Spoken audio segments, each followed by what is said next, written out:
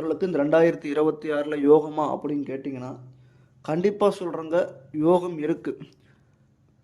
இப்போ குரு பார்த்தோம்னா உங்கள் ராசிக்கு 10ஆம் பார்வையாக பார்க்குறாரு. உங்கள் ராசியை 10வது பார்வையாக பார்க்குறாரு. 10ஆம் இடத்துல ராசி பார்க்கும்போது, குரு 10ஆம் இடத்துல பார்க்கும்போது சொல்லப்போனால் பதவியும் பறிபோகும்ன்ற மாதிரி தொழில் வகையில் ரொம்ப ரொம்ப ஒரு சங்கடத்தை கண்டிப்பாக கொடுக்கும்.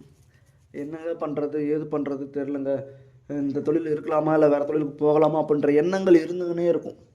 வேறு தொழிலுக்கு போய் உக்காந்துடலாமா, ஒரு பிடிக்காத தொழிலாக இருக்கும். இங்கே இப்போ ஒரு ஒரு ஒரு 2 மாதம் இங்கே வேலை பார்க்குற மாதிரி இருக்கும். அடுத்த 2 மாதம் பார்த்தா இன்னொரு இடத்துல வேலை பார்க்குற மாதிரி இருக்கும். அடுத்த 2 மாதம் பார்த்தா இன்னொரு இடத்துல அப்படின்ற மாதிரி மாற்றங்கள் ஒன்று தோணிக்கிட்டே இருக்கும். அந்த எண்ணங்கள் மாற்றம் கண்டிப்பாக சொல்கிறாங்க. இந்த டைம் மாற்றம் நல்லாவே இருக்கும். ஒரு கம்பெனி விட்டு இன்னொரு கம்பெனிக்கு போகிறீங்கன்னா அந்த கம்பெனியோட இன்னொரு கம்பெனி சம்பளம் கண்டிப்பாக உயர்வாக கிடைக்கும். பெட்டரான ஒரு சாய்ஸும் கண்டிப்பாகவே இருக்கும்.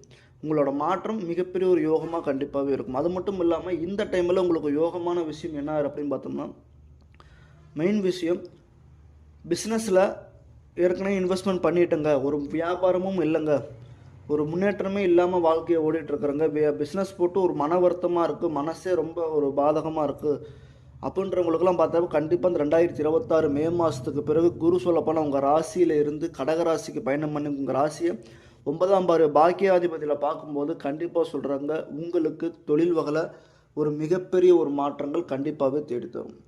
அது வரைக்குமே உங்களுக்கு சின்ன சின்ன பிரச்சனை, சின்ன சின்ன சங்கடங்கள், சின்ன சின்ன பாதிப்பு, சின்ன சின்ன சச்சரவு இதெல்லாம் கண்டிப்பாக கொடுத்துட்டு தான் இருக்குமே தவிர ஒரு மாற்றங்கள் அப்படின்றது பெரிய லெவலில் யோகங்கள் கண்டிப்பான்றது ஏற்படுத்தவே ஏற்படுத்தாது.